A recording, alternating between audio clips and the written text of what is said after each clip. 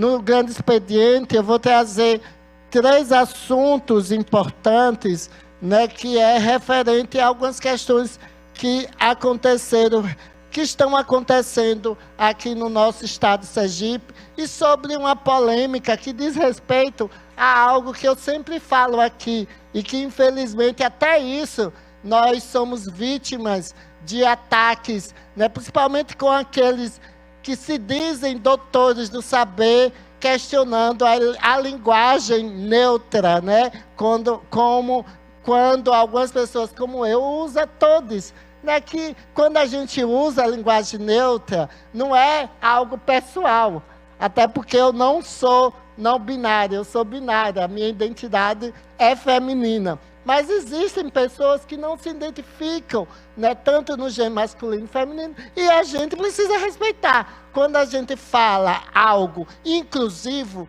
não é sobre nós, é sobre o outro. É uma tentativa da gente incluir, né, da gente respeitar aquelas pessoas que não se sentem contempladas. A mesma coisa, senhor presidente, quando eu trago aqui a minha descrição, não é sobre eu, é sobre as pessoas, né, cegas, né, que têm dificuldade de visualizar, que elas possam entender como é que as pessoas... E isso acaba contribuindo, porque é muito...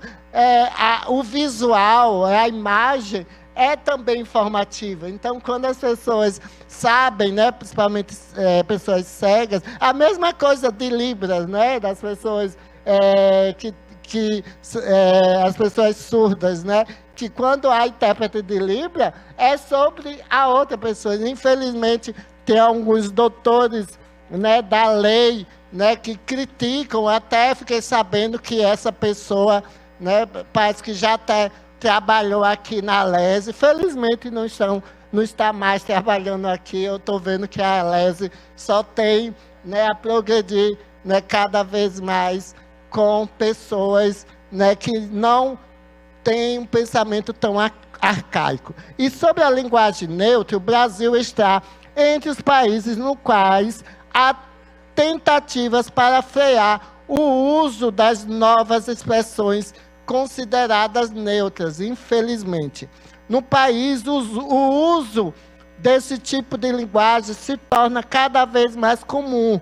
Menine, amique, ele, dele, entre outras expressões, têm sido usadas rotineiramente por determinados grupos, porque eles não se sentem contemplados com a binaridade, né? Ela, ele, né? Que, de uma certa forma, coloca as pessoas também em situação de desigualdade. Mas, enquanto os uns defendem que a adoção dessa linguagem é uma forma de inclusão para as pessoas não binárias, o que são pessoas não binárias, que não se identificam unicamente como homem, né, no gênero masculino, e nem como mulher, no gênero feminino. Outros dizem que é uma variação inconcebível na linguagem portuguesa, mas no Brasil não há qualquer medida que proíba o uso dessas linguagens de forma nacional, mas há diversas ações locais contra essas expressões, que isso é lamentável, né? Porque já existe tem países que usam a linguagem neutra institucionalizada na língua, nessas línguas que são utilizadas.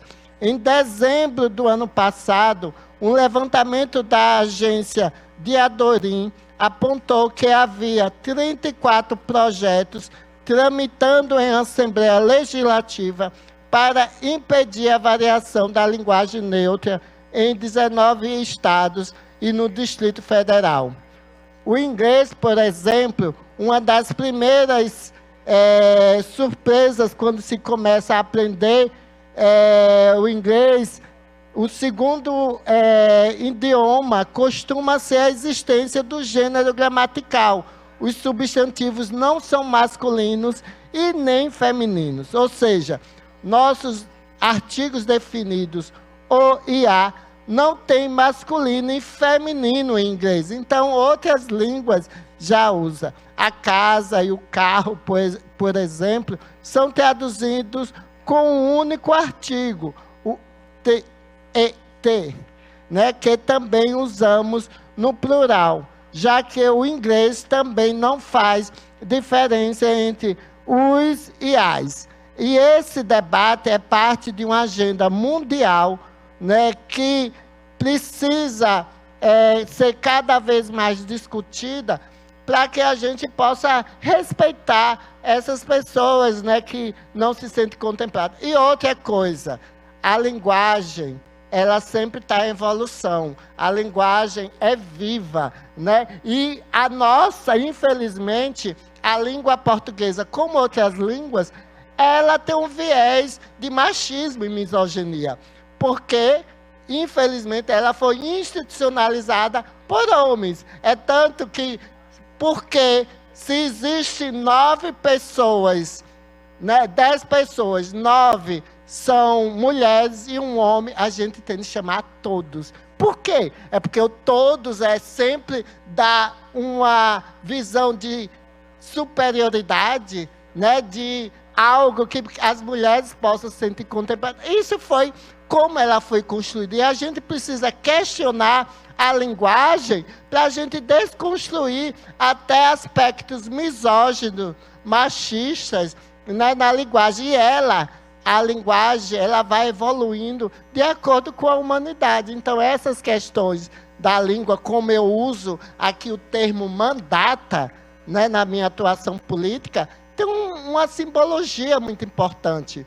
Eu estou, além de questionar os mandatos hegemônicos que sempre dominaram a política brasileira, mundial, a gente está dizendo que é uma atuação política com o olhar das mulheres, com a perspectiva das mulheres. É uma questão também de questionar, de incomodar, porque eu acredito que a gente só muda, só transforma as coisas quando a gente questiona, quando a gente incomoda, quando a gente reproduz modelos hegemônicos que sempre foram vistos como os certos, né? O que deveria ser feito, mas ele foi instituído, construído à base de um olhar patriarcal, misógino, racista, LGBTfóbico. Enquanto a gente questiona esses lugares, principalmente os lugares de poder, né, na política principalmente, que sempre foi dominada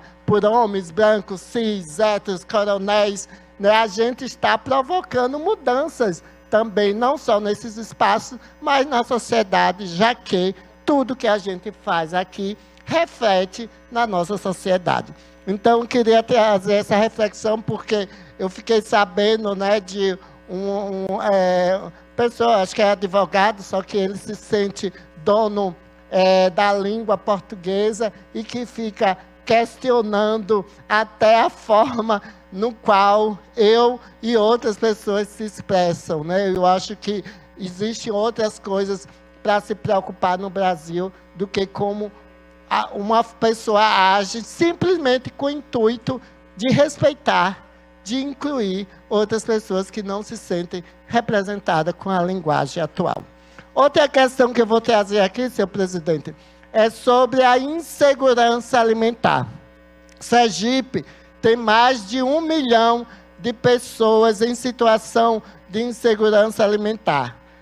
Metade da nossa população, que é de 2,2 milhões, vive nessas condições, de acordo com os dados do 2º Inquérito Nacional sobre Insegurança Alimentar, no contexto da pandemia da Covid-19 no Brasil, que foi realizado pela Rede Brasileira de Pesquisa em Soberania e Segurança Alimentar e Nutricional, a Rede Pensan.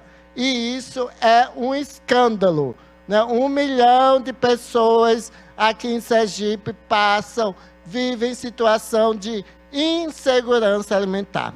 Segundo o levantamento, essa insegurança atinge, na classificação moderada e grave, cerca de 71% da população do Estado, né? E o Estado tem ainda a quarta maior taxa do país, 54,6% entre os lares com menores de 10 anos em situação de insegurança alimentar.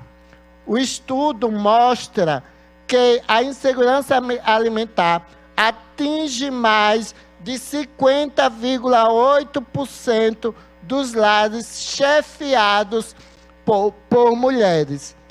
E quando a casa é chefiada por uma mulher preta, esse índice sobe para 91,6%.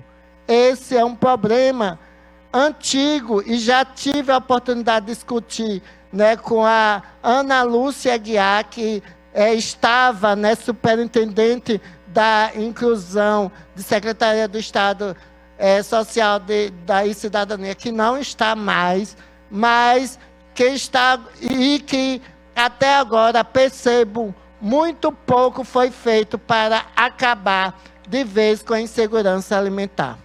Na opinião de vários especialistas, a independência econômica da população é um caminho importante para resolver esse problema estrutural. Para isso, é tão importante ações de gestores públicos para a geração de emprego e renda e outras medidas mais emergenciais, especialmente com os grupos mais vulnerabilizados, como as pessoas de situação de rua. E outra medida que a gente poderia ajudar é justamente agora, né, na próxima semana, a gente vai discutir aqui a LOA, né? Ontem já foi votada na segunda votação e provavelmente a gente tem até a próxima semana para votar a LOA, não, a LDO, que é a Lei de Diretrizes Orçamentárias. E na sessão que fala de metas e prioridades, a gente não vê nada relacionando a questão de combate à insegurança alimentar. Então, é algo que a gente precisa discutir e ver como é que a gente pode colocar como metas e prioridades, né, desse governo, incluir, já que pela análise prévia que nós fizemos, caiu do governo Berivaldo, do ano passado para esse ano, caiu de 43 metas e prioridades para simplesmente 9 metas. Então, a gente precisa, eu vou incluir várias outras metas, porque incluir metas necessariamente é importante, porque o orçamento vai ser destinado, mas a gente precisa colocar algumas prioridades. Eu acho que em cima desses dados absurdos, eu acho que nós, como legisladores, não podemos deixar de que seja uma meta e uma prioridade importante na lei de diretrizes orçamentárias constar, né, o combate à insegurança alimentar no nosso Estado. É isso, senhor presidente, meu muito obrigado.